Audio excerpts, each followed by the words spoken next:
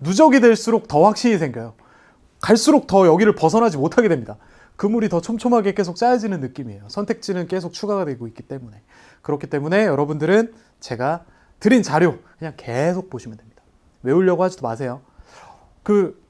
제가 작년 약정 공략 선배들의 극찬 이 수강후기 중에 봤던 기억이 나는 게 뭐냐면, 처음에 그냥 선생님이 하라는 대로 그냥 정독을 대충 하긴 하는데 이게 본다고 이게 생각이 날지 이거 솔직히 확신이 안 들었다. 하지만 시험 문제를 보는 순간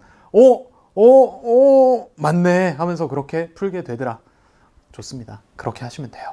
걱정하지 마십시오. 이제 마지막 강의, 네 번째 강의, 이제 현대사로 왔습니다. 1945년 꿈에 그리던 광복을 맞이하게 됩니다. 그런데 그 이후 펼쳐지는 우리의 현실은 기대와는 달리 또 굉장한 난관들이 기다리고 있었고요. 또 뜻대로 되지 않았죠. 우리가 다 아시다시피 이제 분단이 있었고요. 그리고 전쟁이 있었고요. 그럼에도 불구하고 우리의 대한민국을 발전시키기 위한 또 수많은 정치적, 경제적 노력, 그런 것들을 배워나갈 거고요. 이와 동시에 또 이제 분단된 조국을 하나로 만들기 위한, 통일을 위한 노력도 같이 배우게 될 겁니다. 여기서는 대체로 5문제 나오는데요. 이게 학생들이 여기 되게 어려워해요. 현대사 어려워합니다. 근데 나는 왜 어려운지 알아요. 공부를 안 해서. 공부 안 해서 어려운 거예요. 여기 진짜 단순해요. 어떻게 보면 구석기, 신석기, 청동기만큼이나 단순하게 나옵니다. 근데 왜 어려워한다 여러분들은? 공부를 안 해서. 왜? 구석기 또 공부하다가, 이거 제가 1강에서 얘기한 거랑 똑같아요. 여기까지 공부를 안 합니다. 공부할 기력이 없어요. 공부가 여기까지 되기 전에 이미 힘들어서 그냥 속된 말로 자빠져 버립니다. 그리고 또 덮고 다시 하다 보면 여기까지 오지도 못해요. 공부를 안 했기 때문에 틀리는 겁니다. 근데 오늘 이충모아 하잖아요.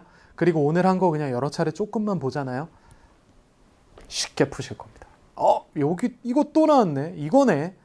손도 못 대던 것들이 이제는 정답이 보이기 시작할 겁니다. 이제 확인해 봅시다. 1945년부터 통일정책이라고 하는 이 5문제 출제, 작년 수능, 올해 육모도 그려있고요. 똑같을 겁니다. 자, 그러면 이거 보세요. 미군정식이라고 있습니다. 1945년부터 48년까지. 일단 1945년 일제가 패망한 다음에 38도선을 기준으로 북쪽에는 소련군, 남쪽에는 미군이 등장을 하죠. 그리고 이제 점령하고 통치합니다. 한반도 남쪽은 이제 미군이 통치했기 때문에 전 미군 정식이라고 표현했습니다. 북한 지역은 소련군이 점령했고 그 역사가 이제 또 이야기가 되는데, 잘 보시면 1948년에 대한민국 정부 그리고 조선민주주의인민공화국이 수립되면서 사실상 분단되기 전까지를 저는 미군 정식이라고 얘기했습니다. 근데 되게 뭐가 많죠. 이거 보면은 일단 여러분들이 헉소리부터 날 겁니다. 그래서 여기는 제가 선택지로만 얘기하지 않고요. 일단 한번 보세요. 제가 수능 특강 교재 내용을 같이 보면서 흐름을 한번 설명해 드릴게요. 그리고 다시 보자고요. 그러니까 여러분들이 여기를 왜 어려워하는 게, 여기를 여러분들이 어려워하는 이유가 공부를 안 해서라는 걸 제가 확인시켜 드릴게요. 자, 여러분들 수능 특강 안 피셔도 됩니다. 그냥 제가 보라는 것만 같이 보면서 그냥 설명만 좀 따라와 보세요. 자, 일단 광복을 맞이했어요. 꿈에 그리던 광복입니다. 그런데 광복 직후 정치 상황을 얘기하는 그 과정에서 지금 이제 일제가 진짜 패망할 것이 눈에 보이는 1945년 즈음이 되니까 이제 조선건국준비위원회가 만들어집니다. 진짜 일제가 진짜 패망하겠구나. 그러면 이제 여기에 우리 조선이 다시 들어와야 되고, 그리고 실제로 1943년에 카이로 선언에서 대한민국 임시정부를 비롯한 우리 선조들의 수많은 독립운동 노력에 힘입어 결국 한국을 적당한 시기에 독립시킬 것을 강대국들이 결의하지 않았습니까? 그 당시 미국, 영국, 중국이. 그러한 것들도 있고, 그와 동시에 지금 한반도에서 또 독립운동을 하던 수많은 사람들이 여운형을 중심으로 조선건국준비위원회 그리고 조선건국동맹 이렇게 진짜 준비를 해갑니다. 그 과정에서 조선인민공화국을 수립하는 것을 선포해요. 1945년 9월이면 일제가 이제 패망한 이후죠. 그런데 사실 지금 이러한 움직임을 한반도 남쪽을 점령한 미국은 인정하지 않습니다. 그럼에도 불구하고 어쨌든 독립운동을 했던 인물들이 이제 일제는 물러갔다. 이제 그러면 우리가 꿈꿔왔던 나라를 만들자라는 결의를 갖고 지금 우익 세력, 이른바 뭐 민족주의 계열입니다. 우익 세력, 그리고 우익 세력의 인물들은 뭐 송진우, 김성수, 그리고 이승만, 김구 이런 인물이 있는데 지금 여러분들이 눈여겨볼 인물은 이승만, 김구죠. 송진우, 김성수 이분들도 대단히 의미 있는 인물이지만 지금 이 둘에 조금 더 포커스를 맞출 필요가 있고요. 이제 어떤 나라를 세울 것인가를 가지고 이제 치열하게 다투기 시작합니다. 그 과정에서 이제 너무 중요한 사건이 있어요. 모스크바 삼국 외상회의. 모스크바에 세 나라의 외상, 외교부 장관이 모여가지고 회의를 합니다. 미국, 영국, 소련의 외무장관이 야, 그럼 한반도 이거 독립시키기로 했는데 어떤 나라를 어떻게 만들지 한번 일단 외상들끼리 모여서 회의하자. 1945년 12월입니다. 연도까지는 몰라도 순서 되게 중요해요.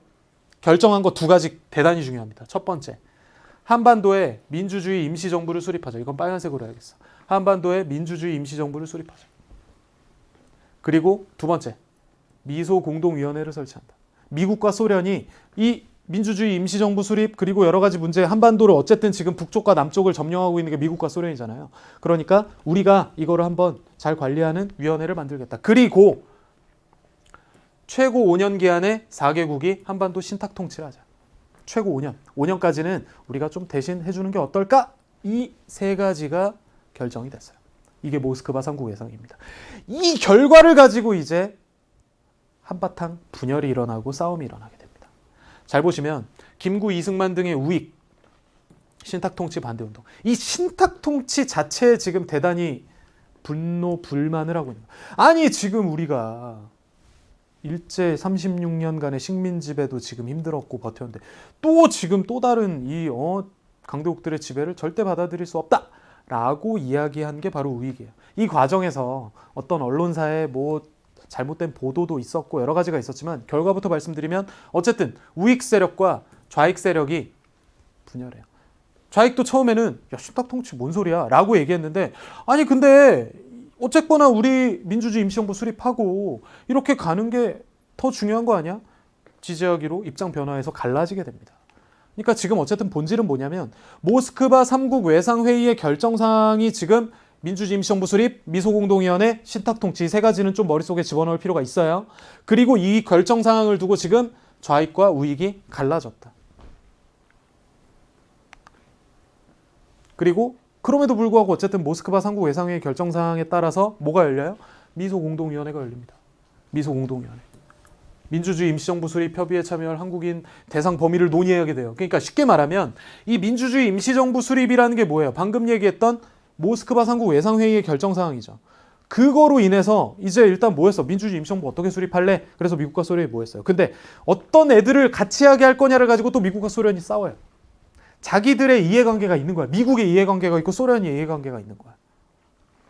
그러면서 결국 미소공동위원회도 별다른 결과를 내지 못하고 무기한 휴회에 들어가. 아니 몰라. 나중에 다시 만나. 일단 쉬어. 그러니까 지금 뭔가 뭐 하나 결정된 거 없이 지금 국로는 분열되어 있고 미국과 소련도 갈수록 사이 안 좋아지고 말도 안 맞고 지금 한반도에서 지금 정치인들끼리는 또 이제 싸우고 서로 막 죽이고 막 이런 상황이 지금 벌어지게 되는 거예요. 그런데 야 이대로 가면 진짜 안 돼. 야 좌익이든 우익이든 우린 같은 민족이니까 좀 같이 가야 되는 게 어때라고 했던 분들이 했던 운동이 바로 좌우합작 운동입니다. 대표적인 인물이 여운형과 김규식이죠. 좌우합작 7원칙을 발표합니다. 그런데 여운형 선생이 서울 한복판에서 암살됩니다. 해화동 로터리에서 그냥 진짜 여운형이라는 인물은 지금으로 따지면요. TV를 틀면 언제나 나오는 정치인인 거예요. 정말로. 뭐 어느 정당 이런 걸 떠나서 그냥 모두가 다 아는 전설적인 독립운동가이면서 이 당시 최고 유력한 정치인 중 한 명이에요. 이승만, 김구, 여운형 뭐 진짜 엄청난 중량감을 가지고 있는 정치인인데 그 정치인이 한복판에 서울 한복판에서 그냥 암살당하는 일이 벌어집니다. 그리고 좌우합작 운동은 그냥 결국 힘을 얻지 못하고 흐지부지 돼버려요. 그리고 결국 미소공동위원회에서도 뾰족한 결과를 얻지 못하니까 제2차 미소공동이 한 번 더 모이긴 해요. 근데 별다른 성과를 내지 못합니다. 그래서 미국이 한반도 문제를 UN, 국제연합에다가 넘겨요. 국제연합에서 그럼 논의하자. 근데 국제연합에서도 지금 UN 총회에서도 뭔가 말이 지금 계속 안 되다가 결국 인구 비례에 따른 총선거 하자. 총선거라는 게 뭐냐면 여러분들 국회의원 선거예요. 국회의원은 인구 비례에 따라 선거합니다. 지금 여러분들 동네의 국회의원도 얼마나 사람들이 많이 살고 있느냐에 따라서 국회의원 몇 명 이런 게 다 달라요. 근데 지금 보시면 미국과 소련이 여기에서 자기들의 이해관계가 또 달랐는지 소련은 야 38도선 이북은 이거 이대로 하면 우린 불리하니까 안 돼 라고 하면서 또 거부해요. 그러니까 야 그러면 유엔 소총회 이른바 작은 총회죠. 야 그러면 되는 데서라도 해. 남한에서라도 해. 그래서 결국 남한에서만 지금 선거를 실시하게 생겼습니다. 그러면 지금 진짜 분단이 되게 생겼다는 것을 실감하게 되는 거예요. 그러니까 그 전까지는 같이 이승만이랑 김구가 좀 비슷한 성향으로 신탁통치 반대하고 미소공동위원회 야 이거 똑바로 해 이런 분위기였다면 여기에서 이제 김구는 그래도 분단은 안 되지 라고 얘기하면서 김구와 김규식이 북한 지역으로 넘어갑니다. 넘어갔다는 게 거기에서 살라고 넘어갔다는 게 아니라 가가지고 이제 거기 정치인을 만나는 거예요. 북한에 그 당시 김일성이 이제 정치를 주도하고 있었거든요. 김구와 김규식이 평양을 방문해서 야 그래도 분단은 안 되지. 야 이건 진짜 다시 한번 우리 생각해보자. 우리 이러지 말자. 그렇게 해서 공동성명서 채택했는데 또 결국 이거대로 안 됩니다. 그래서 이 과정에서 또 단독정부는 안 돼. 그 과정에서 등장한 게 바로 제주 4.3 사건. 여수 순천 10월 19일 사건. 단독정부 수립 반대운동의 맥락에서 지금 나오는 제주 4.3은 진짜 이 얘기만 해도 1시간이 넘어가지만 시간 관계상 얘기하지 않겠고 이 사건이 등장하게 되는 맥락이 그나마 출제될 수 있지만 정답 선택지로 나온 적은 없습니다. 자 어쨌든 다시 정리하면 지금 남한만의 총선거가 되게 생겼어요. 그래서 안 되겠어! 이건 막아야 되라면서 김구와 김규식은 평양으로 가서 김일성을 만나고 정치인들을 만납니다. 근데 결과부터 말씀드리자면 잘 안 돼요. 그 과정에서도 지금 제주도에서는 또 이런 비극적인 일들, 여수 순천에서도 또 이런 비극적인 일들, 이런 일들이 일어났구나. 그 과정에서 지금 주요 정치인들, 이승만은 애시당초 1946년 정읍발언으로 야 우리끼리라 그냥 따로 단톡방 하나 파자 이 얘기가 바로 정읍발언이에요. 난 저 공산주의자들이랑은 절대 못 놀겠으니까 우리끼리 따로 정부 조직하는 게 어때? 라고 지금 가장 먼저 얘기합니다. 정읍이라는 곳에서. 그런데 지금 야 그래도 안 되지 라고 얘기했던 게 좌우합작 운동을 주도했던 여운형. 근데 이 분위기 속에서 진짜 분단이 될 것 같으니까 김구 선생도 야 이건 진짜 안 되지 하면서 남북 협상을 했다. 근데 결국 잘 안 되죠. 그리고 김구도 남북 협상 갔다 온 지 1년 뒤에 암살당하지 않습니까? 이러한 흐름 속에서. 그리고 결국 50 총선거로 재헌국회가 구성이 되는데 자 그럼 방금 얘기했던 걸 토대로 선택지를 다시 봅시다. 제가 얘기했던 걸 이미 열심히 들었다는 가정으로 이제 다시 한번 보겠습니다. 보시면 정답 선택지 빼고 조선 건국준비위원회가 건설됐어요. 결성됐어요. 그러니까 일제가 패망할 것 같은 거야. 그래서 조선인민공화국 수립도 일단 일제 패망한 다음에 선포했어. 근데 미군정은 인정하지 않았어요. 그리고 가장 중요한 계기 모스크바 삼국외상회의가 개최되었어. 모스크바 삼국외상회의에서 결정된 거 민주주의 임시정부 수립한다. 미소공동위원회 개최한다. 신탁 통치한다. 세 가지가 결정됐죠. 그래서 미소공동위원회가 개최되는 결과를 가져왔죠. 그게 바로 뭐로 인한 거야? 모스크바 삼국외상회의로 인한 거죠. 모스크바 삼국외상회의로. 다시 밑줄 칠게요. 보시면 모스크바 삼국외상회의가 개최됐는데 이 결과 미소공동위원회가 개최됐죠. 이해가세요? 그리고 모스크바 삼국외상회의에서 신탁 통치하기로 결정했잖아. 근데 반대하는 세력이 있었죠. 그리고 잘 보시면 남한만의 단독정부 수립을 주장하였다. 이거는 누구예요? 아까 얘기했던 이승만이죠. 좌우합작위원회 누가 주도했어요? 여운형이죠. 제주 4.3 사건 단독정부 수립 반대운동의 맥락에서 공부하시면 된다 그랬죠. 남북협상 역시 단독 분단을 막겠다는 김구와 김규식. 그리고 김규식 선생은 지금 여기도 있고 여운형 김규식 좌우합작 운동에도 있죠.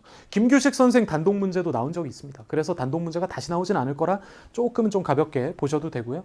결국 5월 10일 날 남한만의 단독 선거가 진행이 됩니다. 초대 국회의원 선거입니다. 그래서 국회의원들이 뽑혀요.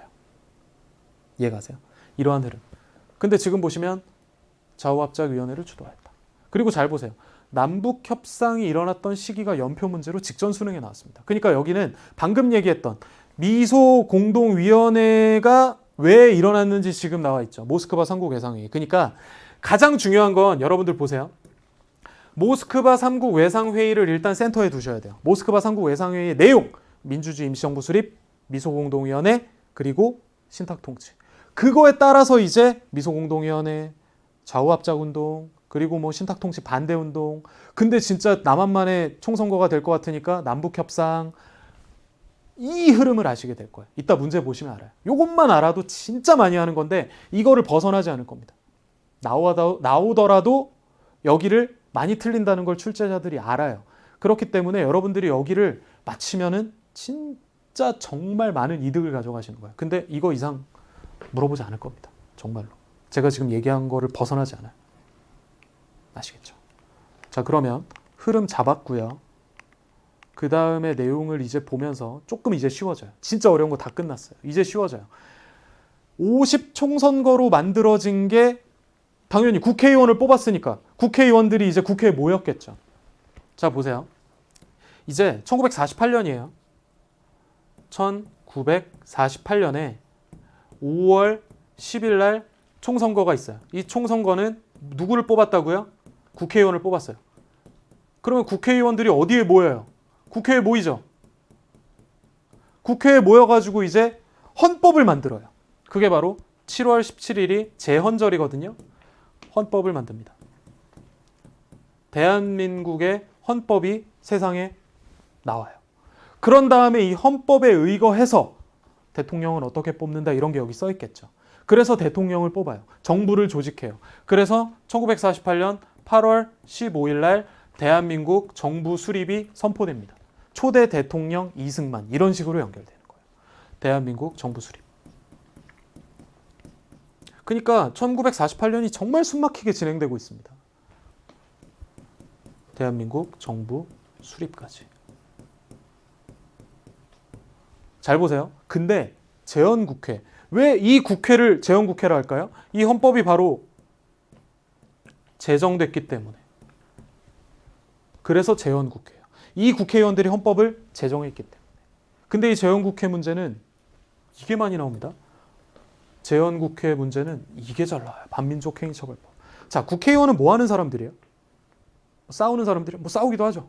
근데 국민들이 원하는 것을 법으로 만들어내는 이른바 입법부가 국회라면 국민들의 열망을 담아서 이제 그걸 법으로 만드는 게 국회의원의 역할이잖아요. 그러면 이 당시 국민들의 열망이 뭐였을까요? 새롭게 이제 일제로부터 광복된 다음에 어쨌든 나라가 세워졌어. 그 당시 사람들이 가장 원하던 게 뭐였을까요? 여러 가지가 있겠지만 저는 이거였을 거라 생각해요. 이른바 친일파, 민족 반역자들 저것들 다 어떻게든 처단해야 된다. 예를 들어 우리 동네에 있었던 내가 예를 들어 이때 살던 그냥 평범한 이충모야. 근데 다 알잖아. 저 김씨 아저씨가 나카무라 야마모토랑 놀아다니면서 저 나쁜 짓거리 했던 거 내가 다 봤단 말이야. 근데 내가 가가지고 야 이 나쁜 민족 반역자 이렇게 때리면은 내가 뭐 폭행을 하든 살인을 하는 범죄자가 되니까 아유 이렇게 있는데 어쨌거나 지금 새 세상이었고 일제가 몰아놨는데 저 나쁜 짓거리 했던 놈들 다 잡아다가 국가가 지금 어떻게 처리해야 되는 거 아니야? 이런 생각을 안 했을 것 같아요. 근데 이 생각을 나만 한 게 아니라 수많은 사람들이 했다는 거죠. 그래가지고 그런 국민적 열망을 담아가지고 무슨 법이 만들어지는 거야? 반민족행위처벌법이 만들어지는 거야. 이른바 친일파 민족 반역자들을 싹 다 잡아다가 조사해가지고 얘네들을 역사의 재판대에 세우자. 이게 바로 그 당시 국민들의 열망이었고 그 법이 만들어진 겁니다. 그 만든 게 바로 무슨 국회라고? 50총선거로 구성된 제헌국회. 그래서 이 반민족행위 처벌법이 만들어지면서 무슨 위원회가 설치된 거예요? 반민족행위 특별조사위원회가 설치됐다. 제헌국회에 대해서 굉장히 많이 나오는 게 바로 이겁니다. 반민족행위 처벌법. 이거는 한꺼풀 베껴서 생각하면 바로 나오죠. 새롭게 대한민국 정부가 만들어졌고 거기에 있는 국민의 입장에서 평범한 국민의 입장에서는 저 야마모토랑 놀아나던 저 김씨 아저씨를 내가 저거 어떻게 해야 되는 거 아니야? 이해가시죠? 자, 이제 초대 대통령 이승만 정부 시기를 얘기할 건데요. 이승만 정부 시기는 되게 뭐가 많아요. 일단 6.25 전쟁이 일어났던 것도 이승만 정부 시기고요. 발췌 개헌, 그리고 4.4.5입 개헌, 이러한 발췌 개헌, 4.4.5입 개헌도 이승만 정부 시기다. 키워드만 좀 써두시고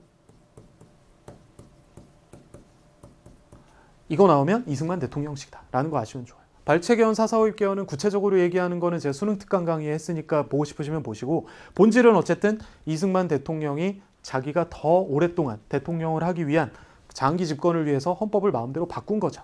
어쨌거나 지금 이 키워드 좀 보시고 300산업은 이 당시 경제적인 키워드, 밀가루, 하얀 것들을 중심으로 발달했다. 근데 농지개혁, 발췌개헌 그리고 한미상호방위조약은 6.25 전쟁 이후인데요. 저는 여기에서 지금 발췌개헌과 농지개혁만 밑줄 쳤잖아요. 농지개혁이 뭐냐면요. 이때 땅을 어마어마하게 많이 갖고 있는 지주들의 땅을 최대한 조금 이제 나누어서 일반 땅이 없는 사람들에게 나누어 주는 거예요. 근데 공짜로 나누어 주는 건 아니고요. 이른바 유상으로, 유상 매입. 국가도 그 지주의 땅을 돈을 주고 사는 게 바로 유상 매입인 거고요. 그냥 뺏는 게 아니야. 무상 몰수가 아니야. 유상으로 일단 매입한 다음에 그 땅을 또 이제 일반 농민들에게 그냥 나누어 주는 게 아니라 대가를 받고 나누어 주는. 그게 바로 농지개혁이다. 농지개혁 저는 언제나 나올 것 같은데 아직까지는 안 나왔는데 농지개혁 나왔다 그러면 무슨 대통령? 이승만 대통령. 이건 좀 알아두시면 좋겠어요. 6.25 전쟁 문제 나오면 진짜 감사합니다 하고 푸시면 됩니다. 모든 정답이 다 인천 상륙작전입니다. 인천 상륙작전이 6.25 전쟁과 관련 있다는 걸 모르는 사람은 없죠. 6.25 전쟁 문제는 정말 여러분들 나오면 아이고 진짜 이거는 틀리면 안 되지 라고 하면서 푸시면 된다.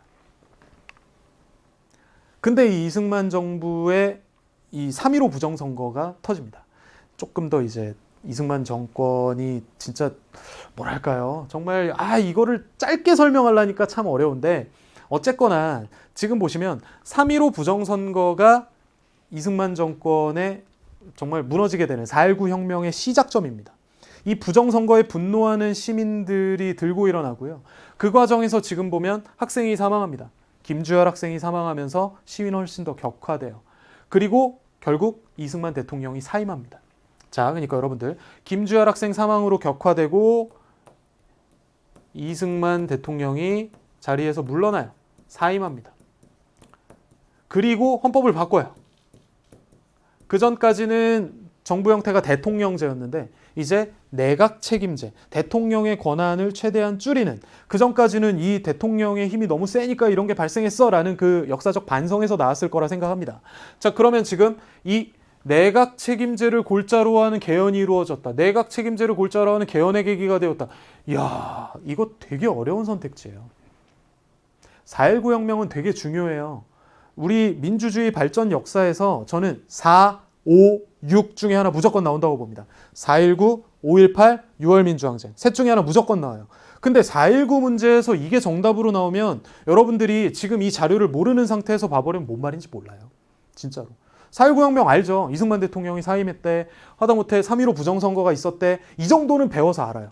근데 이것까지 다 알진 못해요. 내신 수준에서는 기억이 나겠지만 수능 공부할 때 여기까지 시선이 잘 안 갑니다.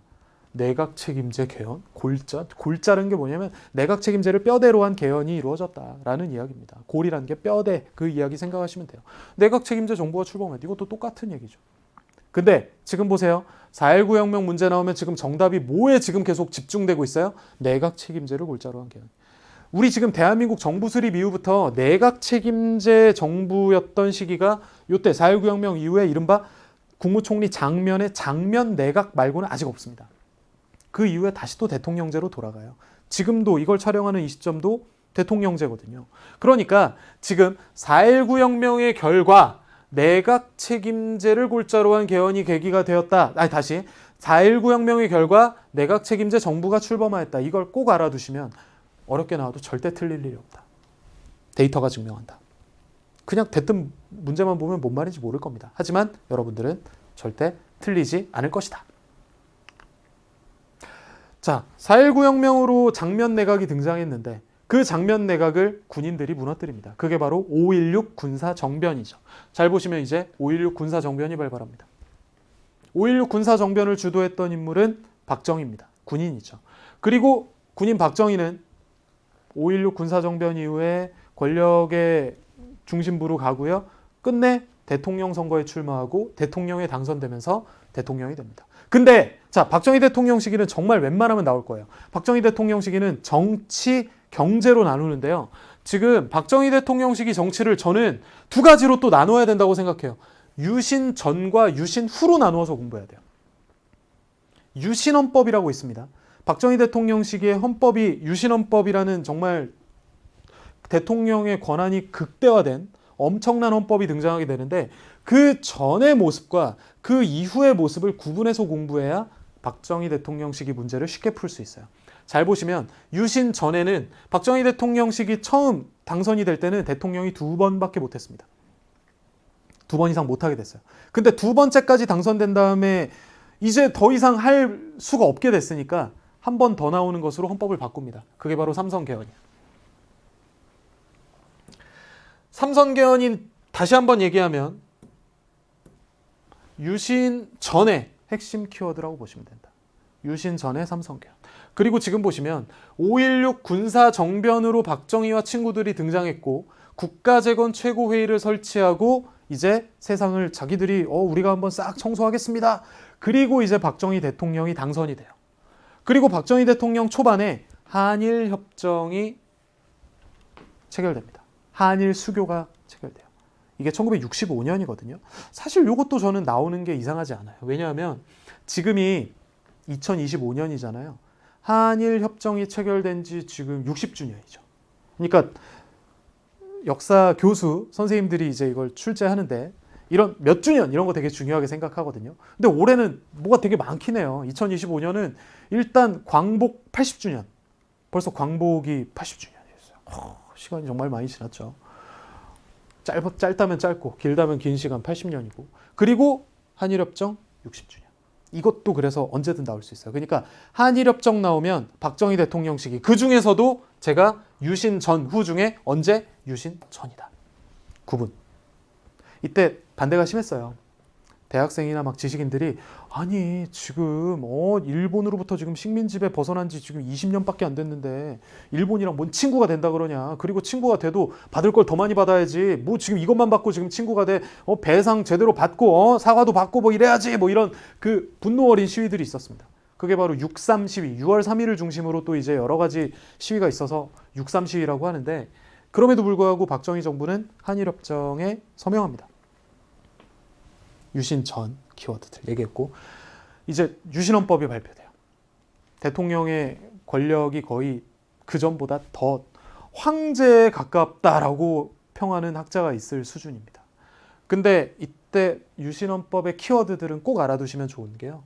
대통령이 긴급조치를 발표할 수 있습니다. 긴급조치를 발표하면 그냥 헌법의 위에 있다라고 봐도 무방합니다. 그리고 통일주체 국민회의에서 대통령을 뽑습니다. 이제 대통령을 우리 손으로 직접 뽑을 수 없어요. 그리고 통일주체 국민회의는 체육관에서 개최되거든요. 그때 대통령 선거를 사람들이 체육관 선거라고 비아냥거리기도 했습니다. 체육관에서 그냥 자기들끼리 마음대로 대통령 박정희가 계속 출마할 수 있고 계속 당선될 수 있게 되는 그 헌법이 바로 유신헌법이었거든요. 그리고 이거에 저항하는 사람들이 3.1 민주구국선언을 발표합니다. 이게 정답 선택지로 나온 적은 없어요. 근데 헷갈리기 딱 좋죠. 3.1 나오면 3.1 운동인가? 라고 생각할 수 있는데 유신체제에 저항하는 선언이다. 이참에 좀 공부했고요. 그리고 YH 무역사건이라고 유신체제의 끄트막에 이제 결정적인 사건이 하나 터집니다. YH 무역사건이라는 이게 뭐냐면 쉽게 말하면 YH 무역의 노동자들이 이제 그 노동 처우 조건 개선에 막 저항하고 그랬는데 그 당시 야당 정치인, 야당이 뭐냐면 박정희 대통령이 소속된 당이 여당이고 반대당이 야당인데 그 야당 정치인 중에 김영삼이라는 인물이 있었는데 김영삼이라는 정치인이 그 당시 YH 무역 사건을 대단히 막 협조적으로 도왔습니다. 그러니까 이제 국회의원에서 제명돼요. 김영삼이. 국회의원이었는데 국회의원에서 제명되는 일이 발생해. 그러니까 김영삼이 경상남도 지역을 지역 기반으로 하는 부산과 마산이 또 경상남도 지역의 대단히 중요한 도시 아닙니까? 그래서 부산과 마산 시민들을 중심으로 대단히 격렬한 부마 민주항쟁이 일어납니다. 그리고 이 부마 민주항쟁을 어떻게 진압할 것인가를 가지고 박정희 대통령과 그 중심부가 분열이 발생하고요. 그 안에서 결국 부하 김재규라는 인물이 박정희 대통령을 10월 26일 날 암살하는 11.6 사태가 발생하게 되죠. 그러면서 유신체제가 바로 붕괴돼 버립니다. 이 흐름입니다. 유신체제 키워드들만 여러 차례 보시기만 해도 충분해요. 박정희 대통령 시기 경제도 언제든 나올 수 있는데 지금 뭐에 집중되고 있냐면 새마을운동에 집중되고 있습니다. 새마을운동, 박정희 대통령 시기를 또 상징하는 경제적 키워드죠. 또 경제개발 5개년 계획, 이거 역시 박정희 대통령 시기. 경부고속도로, 박정희 대통령 시기. 베트남 전쟁에 파병했던 것도 박정희 대통령 시기. 전태일 열사가 분신한 것도 역시 박정희 대통령 시기. 키워드 중심으로 여러 차례 보시면 됩니다. 경제도 언제든 나올 수 있어요. 자, 박정희 대통령이 피살된 다음에, 사망한 다음에 이제 어떤 세상이 올까 사람들이 이제 막 기대와 막 그 우려 가득한 모습이 있었습니다. 10월 26일 날 이제 피살됐잖아요. 그리고 이제 갑자기 그 공백 상태를 또다시 군인들이 꿰차기 시작합니다. 그게 바로 12.12 군사반란입니다. 이 12.12 군사반란을 주도한 게 바로 신군부입니다. 신군부는 여러분들 그대로 써두세요. 누구와 친구들이냐면 전두환과 친구들입니다. 전두환과 친구들. 전두환 플러스 알파라고 그냥 할게요. 친구들이라고 쓰기엔 시간이 없어. 자, 전두환과 친구들이 이 권력의 공백 상태를 차지하고 들어옵니다. 군인들이 다시 지금 집권하게 생긴 거죠. 그 과정에서 지금 또 수많은 저항이 벌어졌는데 5월까지 수많은 저항들이 벌어지고 있던 와중에 결국 어디에서? 광주에서. 끝까지 저항했던 광주에서 광주 민주화 운동이 벌어지게 됩니다. 그리고 우리는 그걸 뭐 여러분들 영화도 많이 봤고 얘기 학교 뭐 수업 시간에도 많이 배웠으니까 아시겠지만 광주 민주화 운동은 그 당시 신군부에 의해서 잔인하게 진압이 되죠.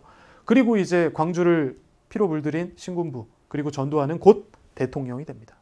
그리고 이제 전두환 정부로 넘어가게 되는 거죠. 자, 그러니까 여러분들 지금 5.18 민주화 운동의 키워드는 계속 지금 뭐가 나오고 있어요? 신군부, 신군부. 신군부는 전두환과 친구들.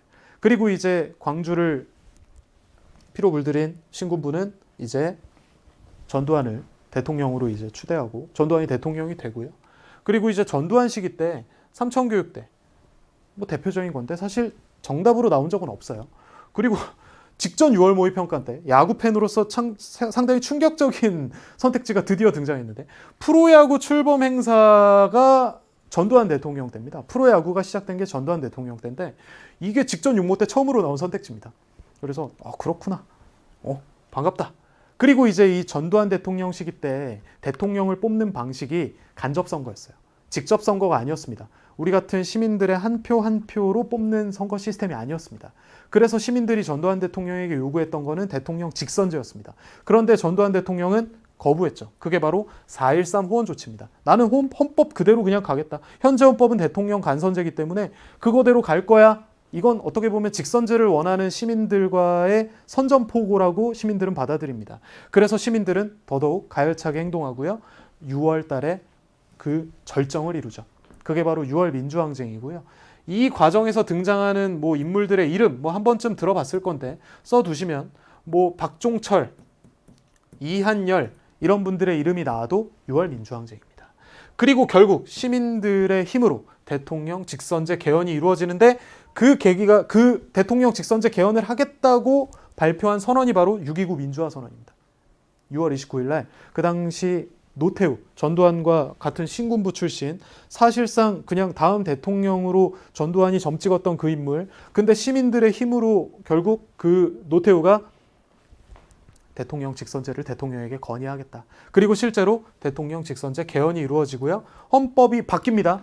그래서 곧 대통령 선거가 있죠. 그러니까 대통령 직선제가 몇 년 만에 일어난 거냐면요. 거의 진짜 10년 넘게 만에 진짜 박정희 대통령이 세 번째 대통령에 당선됐던 3선 개헌 직후에 그 대통령 선거 이후에 유신헌법으로 없어졌던 그 대통령 선거가 대단히 오랜만에 일어나게 된 겁니다.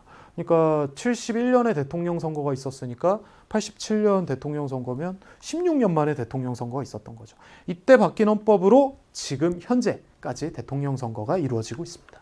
자, 4, 5, 6 꼭 알아두세요. 4, 5, 6 4.19 혁명 5월 18일 5.18 광주 민주화운동 6월 민주항쟁 셋 중에 하나 무조건 나올 겁니다. 민주주의 역사에서 빼놓을 수 없기 때문이죠. 그러니까 그 키워드를 중심으로 보시면 충분하다. 자, 이제 87년 대통령 직선제 대통령 선거에서 노태우가 당선이 됩니다. 이 과정은 더 할 얘기가 많지만 어쨌거나 전두환의 친구였던 절친인 노태우가 당선이 됐는데 이때 많은 일들이 있는데요. 노태우 대통령 시기 정말 수능에 잘 나오는데 노태우 대통령 시기는 정치와 통일을 묶어서 출제될 가능성이 매우 큽니다. 그 대표적인 게 바로 민주자유당이 창당됐다는 건데 이건 다른 말로 3당 합당이라고 여러분들 꼭 써두세요. 3당 합당. 이 과정을 모조리 설명하기에는 지금 시간이 모자라고요.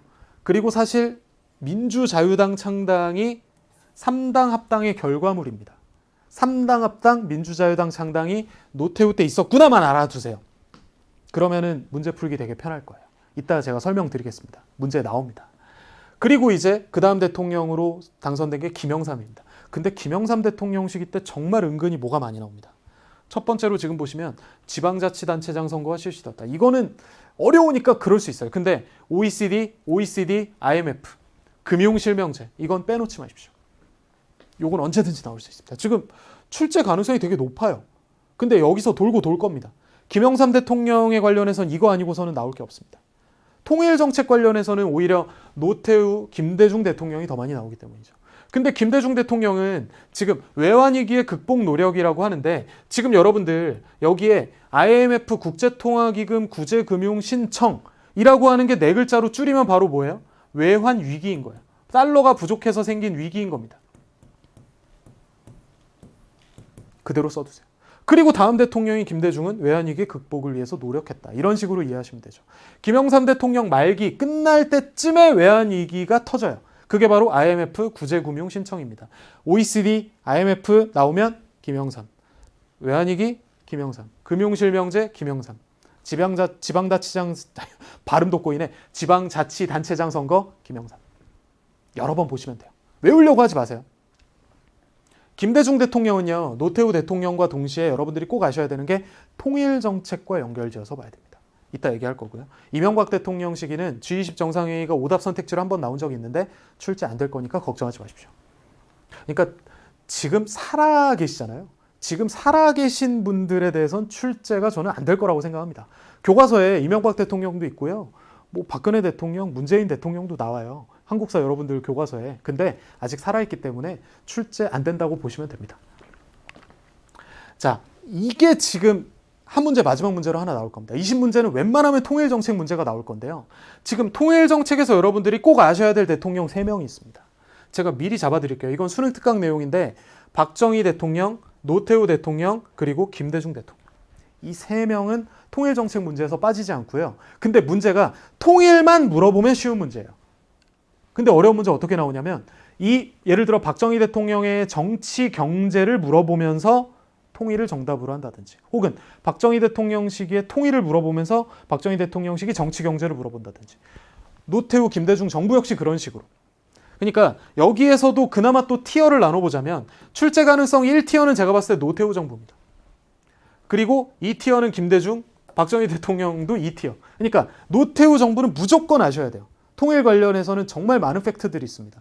그리고 김대중 대통령과 박정희 대통령도 많지 않아. 그렇기 때문에 좀 보실 필요가 있다. 잘 보시면 박정희 대통령 시기의 팩트는 7.4 남북 공동성명을 발표했다는 겁니다. 북한이랑 갑자기 통일하기로 해요. 그리고 심지어 통일의 원칙을 합의합니다. 통일은 자주적이고 평화적이고 민족적 대단결로 하겠다. 이 세 가지는 너무너무 중요합니다. 이거 여백에다 꼭 써놓으세요. 박정희 대통령 7.4 남북 공동성명, 자주, 평화, 민족적 대단결. 이거는 꼭 아셔야 돼요. 그리고 이걸 지금 촬영하는 날이 7월 4일이네요. 이날 갑자기 발표한 거예요. 그러니까 사람들이 진짜 통일한다고? 다들 사람들이 깜짝깜짝 놀란 거예요. 근데 통일의 원칙이 바로 자주, 평화, 민족적 대단결. 이게 잘 나온다. 이게 바로 무슨 대통령 시기? 박정희 정부. 그리고 이걸 꼭 알아야 돼요. 이 통일이라는 정말 아름다운 이 명분으로 박정희 대통령이 무슨 헌법을 정당화하느냐? 유신헌법을 정당화합니다. 유신헌법을 곧 발표합니다. 유신헌법을 발표한 것도 같은 해예요. 72년 10월입니다. 이건 재작년 수능에 나왔습니다. 그러니까 7.4 남북 공동성명이 유신헌법 발표의 명분이다. 그러니까 다시 7.4 남북 공동성명에서 나 통일할 거야. 우리 이제 북한과 통일하기로 했어. 그러니 나에게 권력을 더 줘. 라는 이야기가 나왔다. 라고 생각하시면 되는 거예요. 너무 중요한 얘기입니다. 재작년 수능에 나왔습니다. 노태우 정부 이 두 가지인데 정말 잘 나옵니다. 남북기본합의서, UN 동시가입, 남북한. 김대중 대통령은 이거 최초의 남북 정상회담 제1차 6.15 남북 공동선언 그리고 금강산 관광 개성공단까지 알면 더 좋고요. 노무현 정부 시기는 제2차 남북 정상회담 14 남북 공동선언인데요. 이게 정답으로 나온 적은 없고요. 오답이나 그 자료로만 계속 나오고 있습니다. 가볍게 보시면 돼요. 자, 그러면 이제 선택지 나왔던 거 보겠습니다. 잘 보시면 7.4 남북 공동성명을 채택하였다. 7.4 남북 공동성명이 발표되었다. 7.4 남북 공동성명 옆에다가 제가 뭐라고 쓰라고 했어요? 7.4 남북 공동성명에서 남북한이 통일 원칙 합의했어요. 자주라는 게 그 often 자주 하겠다는 게 아니라 자주적으로 하겠다. 남의 간섭을 받지 않겠다. 자주 그리고 평화적으로 그리고 민족적 대단결 이 세 가지는 반드시 꼭 알아두시기 바랍니다. 나올 수 있습니다. 그리고 7.4 남북 공동성명 발표한 다음에 무슨 헌법이 나온다? 유신헌법. 나에게 힘을 더 줘. 통일 내가 추진해 볼게. 이것 역시 그 당시 유신헌법의 명분이었던 거죠. 그래서 실제로 국민투표에 유신헌법 찬성이 높게 나온 거 아니에요. 그게 다 연결되는 겁니다. 노태우 정부 잘 보세요. 남북기본합의서 채택, 남북기본합의서 채택, 남북기본합의서 채택 계속 나오고 있죠. 남북기본합의서 내용이 뭐냐면요. 이제 남과 북은 이제 통일을 향한 이제 진짜 앞으로 통일을 위해 잘 나아가자. 이게 진짜 구체적으로 나와 있는 거예요. 정말 내용 보면은 우와 이 소리가 나올 겁니다. 한번 꼭 찾아보세요. 지금 읽어도 저는 보면 막 좀 가슴이 막 뭉클해지고 설레는 그런 합의서예요. 그리고 유엔 동시가입을 일어났어요. 자, 그다음 김대중 대통령 시 이게 제일 중요해요. 6.15 남북 공동선언. 남북 정상회담을 최초로 개최했고 이 최초의 남북 정상회담에서 6.15 남북 공동선언이 발표된 겁니다. 제가 이때 중학교 1학년이었는데 학교에서 봤어요. 선생님이 갑자기 너희가 지금 이러고 있을 때가 아니다. TV를 갑자기 켜더니 이제 막 야, 뭐 이렇게 봤던 기억. 뭐야, 우리나라 대통령이랑 북한의 김정일이랑 막 손잡고 있네. 막 그걸 봤던 기억이 납니다. 노무현 대통령 시기 이거는 뭐 그냥 가볍게 보셔도 되고. 박정희, 노태우, 김대중 꼭 보시기 바랍니다. 자, 이제 문제 풀면서 마무리해 봅시다. 다음 자료에 나타난 민주화 운동의 결과로 옳은 것은 작년 수능 한국사 17번이었습니다. 행동하는 국민 속에 박종철이 부활한대요. 민주화 운동. 4.14 모원 조치는 우리 국민들의 민주화 열망의 죽음이었습니다. 민주헌법 쟁취를 위해. 호헌, 박종철, 민주헌법 쟁취. 뭐예요? 무슨 운동이에요? 4, 5, 6 중에 뭐예요? 4.19, 5.18, 6월. 6월 민주항쟁. 6월 민주화운동의 결과. 6월 민주항쟁의 결과. 군국기무처, 치안유지법, 내각책임제. 이게 4.19죠. 그렇죠? 이거 어렵게 나오면 어려워요. 정답은 아닙니다. 답은 4번이죠. 대통령 직선제 개헌. 통일주체국민회의는 박정희, 유신 전, 유신 후 둘 중에 뭐예요? 유신 후. 유신헌법에 의해서 만들어진 게 통일주체국민회의죠. 대통령을 여기서 뽑았습니다. 수능한국사 18번 잘 보세요. 다음 사건이 일어난 정부 시기에 있었던 사실로 옳은 것은. 이거 학생들 정답률 되게 낮아요. 근데 왜 낮은 줄 알아요? 여기까지 공부를 안 했으니까. 보자고요. 3당 합당이 발표됐대요. 3당 합당이 발표됐대요. 여소야 돼. 그러면서 지금 보시면 민주자유당을 창당했대. 무슨 대통령이 있어? 아까 저한테 배웠어요. 무현 아니에요. 노태우 정부 시기 때 있었던 사실이에요. 보자고요. 6.15 남북공동선언, 김대중, 국가재건 최고회의, 이건 박정희가 있던 거잖아요. 남북기본합의서 채택. 자, 이게 제가 얘기하는 아주 전형적인 문제. 노태우 정부 시기 정치를 물어보면서 통일을 찾아야 되는. 보세요. 아까 돌아가 볼까요? 이거 하나 나왔어요. 민주자유당 창당. 오답 선택지로 나왔었다고요. 그런데 이걸 물어보면서 정답은 이거였다고요. 이렇게 패턴이 반복된다고요. 아시겠죠? 5번 운요 사건 좌우합작위원회는 애초에 볼 것도 아니고요. 맞히셔야 돼요. 어렵지 않아요. 이제 맞힐 수 있죠. 다음 상황이 나타난 시기를 연표해서 옳게 고른 거래요. 김규식은 출발에 앞서 이번 북행에 대한 소견, 북쪽으로 간답니다. 나와 김구 선생, 김규식, 김구, 그리고 북으로 간대요. 대충 봐도 지금 뭐예요? 지금 우리 자주 독립을 위하여 민족의 통일. 그러니까 지금 남북 협상을 제안했다. 끝났죠? 남북 협상하러 지금 가고 있는 거야. 남북협상 언제 있었냐 보자고요. 잘 보세요. 이거 되게 단순한 문제예요. 근데 이거 정답률 안 높았어요. 많이 틀렸습니다. 공부를 안 했으니까. 잘 보라고. 8.15 광복이야. 일단 광복 이후인 건 알겠죠. 아까 모스크바 3상회의, 미소공동위원회, 뭐 좌우합작운동, 그리고 남북협상. 일단 광복 이후여야 되잖아요. 일제강점기 때 있을 수는 없잖아요. 광복 이후야. 근데 잘 봐봐요. 재헌국회 출범. 이게 의미하는 게 뭘까요? 재헌국회 출범했다는 건 뭐예요? 이미 선거가 이루어졌다는 거죠. 남북협상은 뭘 반대하는 거예요? 단독선거를 반대하는 거 아니에요? 남한만의 단독선거는 말도 안 돼. 이대로 가면 진짜로 분단이야! 라고 얘기하려고 간 거잖아요. 근데 재헌국회가 출범했다는 건 이미 단독선거가 이루어졌다는 거죠. 단독선거는 몇 월 며칠 날 있었어요. 이것까지 기억나면 진짜 훌륭해요. 5월 10일. 5월 10일 총선거. 5월 10일 총선거가 이미 있었다는 거예요. 이 사이밖에 없어요. 나머지는 아무 의미가 없어요. 여러분들 문제 푸는데. 광복 이후라는 건 일단 알겠고, 지금 단독선거 반대하는 움직임인데 이미 단독선거가 일어났죠. 이거밖에 답이 없는 거예요. 어려운 문제도 여러분들이 이제 풀 수 있죠. 이렇게 푸시면 돼요. 공부 안 했으니까 어려웠던 거예요. 마지막 문제. 다음 자료를 활용한 탐구 주제로 가장 적절한 것은, 저는 경제대국으로 발전해가는 한국이 나의 고향이라는 자부심을 간직하였습니다. 그랬구나. 근데 고국이 경제 위기래. IMF. 무슨 위기? 네 글자. 외환위기. 외환위기와 관련된 걸 찾아보는데 바로 정답이 나왔네. 외환위기의 극복 노력. 답 나왔죠. 외환위기. 국제통화기금 IMF. 무슨 정부 시기 벌어졌어요? 김영삼 정부 시기. 나머지는 딱히 볼 게 없습니다. 여기서 이제 출제 예언. 4, 5, 6 중에 하나. 그리고 재헌국회는 언제든 나올 수 있고요. 이승만 정부. 언제 나와도 이상하지 않습니다. 농지개혁. 6.25 전쟁이 나와주면, 나올 가능성 높아요. 근데 이거는 나오면 너무 맞힐 수 있기 때문에 제가 굳이 예언하지 않는 겁니다. 정답은 계속 인천 상륙 작전이었습니다. 물론 한미상호 방위 조약이 6.25 전쟁 직후에 체결됐다는 것도 알아두면 좋아요. 이젠 그게 나올 법도 합니다. 경제성장, 박정희, 김영삼. 김영삼 정부 시기 경제 팩트가 많습니다. 그런데 박정희 정부 시기는 지금 경제성장만 물어보진 않습니다. 그렇죠? 제가 정치와 경제를 계속 섞을 수 있다.